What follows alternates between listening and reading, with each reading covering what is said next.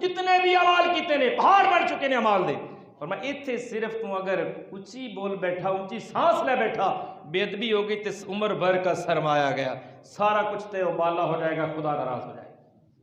تے ان نے دستک دیتی میرے کریم نبی علیہ السلام دے مبارک بارگاہ دے اندر، دروازہ کھٹکھٹایا، لیکن اے بارگاہ مصطفیٰ کریم ہے، کسی دنیا دار دی بارگاہ نہیں، جن کے متعلق اللہ کریم نے دوسرے مقام میں اعلان فرمایا اگلی لفظیں ان الذین یغضون اصواتهم عند رسول اللہ اولئک الذین امتحن اللہ قلوبهم للتقوی لهم مغفرۃ واجر عظیم۔ اے لوگو میرے مصطفیٰ دی بارگاہ دے اندر اللہ اعلان پیا کر دے، جیڑا آواز آہستہ کر لوے، اچھی مت بولے، آواز پست کر لوے، اللہ خالق کائنات نے فرمایا لہم مغفرۃ و اجر عظیم، کائنات دا خالق اعلان کر دے او دے واسطے میری بارگاہ وچوں بخشش دے خزانے بھی مل جان گے، اجر عظیم دا حقدار بھی بن جائے گا۔ کون؟ جیڑا حضور دی بارگاہ آواز پست کر دے۔ یہ آیات بینات جدوں نازل ہوئی ہیں نا تے صحابہ کرام حضور دی بارگاہ انج بیٹھدے سن جویں اتنی ادب و احترام نال، جویں سکا درخت ہوندا ہے تے صحابہ دے سراں تے چڑیاں پرندے آن کے بیٹھ جاندے سن، وہ این سمجھدے سن جویں بے جان انسان، بے جان درخت بیٹھے۔ اے ہے بارگاہ مصطفیٰ، اس واسطے میرے آقا علیہ السلام دے غلاموں دربار مصطفیٰ دے آداب کسے دنیا دار نے بیان فرمائے، خود پروردگار نے بیان فرمایا۔ ایک کتنی بڑی بات ہے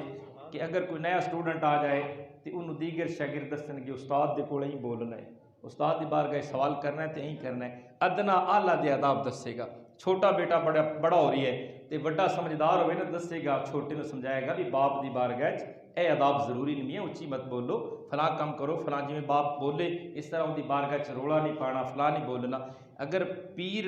مرشد دی بارگاہ کوئی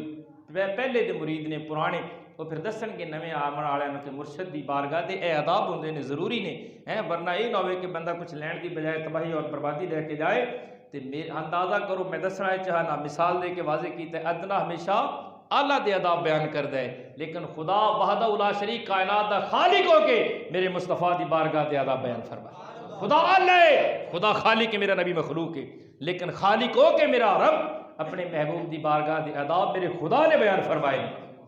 اور صحابہ نے یہ آداب، یہ صحابہ نو ادب ہی حاصل ہویا، یہ نہیں کہ صحابہ نے نمازاں سب تو زیادہ پڑھیاں سن، یہ نہیں کہ صحابہ نے روزے سب تو زیادہ رکھے سن، ہو سکتا ہے بعد دے کوئی ایسے لوگ بھی ہون اولیاء کاملین جنہاں نمازاں جنہاں عبادتاں کثرت نال کیتیاں ہون، اور ساری کائنات دے اولیاء صوفیاء صلحاء غوث قطب ابدال نقباء نجباء سارے اکٹھے ہو جان تے کسے ایک صحابی دے قدماں نال لگن والی مٹی دا مقابلہ نہیں کر سکتے۔ حالانکہ صحابی تھی وہ ہے نا جن نے ایک نظر حضور نو ایمان نال ویکھیا خاتمہ ایمان تے ہو گیا، چاہے ان دی زندگی ایک سجدہ بھی نہ ہوئے، اس وقت یہ ایسا ہویا ہے جنگ دے اندر ایک بندے نے گھوڑے تے سوار حضور تے حملہ آور ہویا، بس چہرہ مصطفیٰ تے نظر کے کلمہ زبان تے جاری ہو گیا،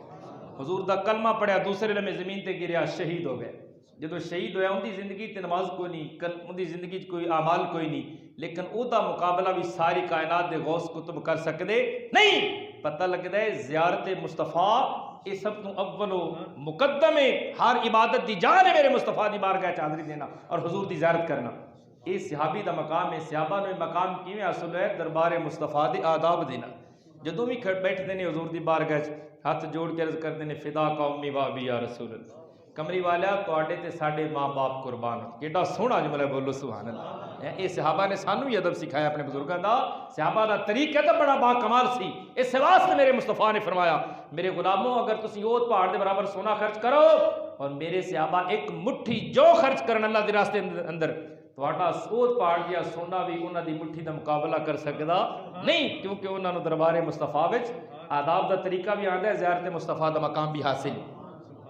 حبیب بن مالک یمنی نے حضور دا دروازہ کھٹکھٹایا، حضور جدوں باہر نکلے تے انہوں نے کس شان نال ویکھیا، انشاءاللہ یہ بات اگلے جمعے بیان کریں گے، اس واسطے تشریف لیا کرو تھوڑا جہا ٹائم نال تاکہ مضمون دی سمجھ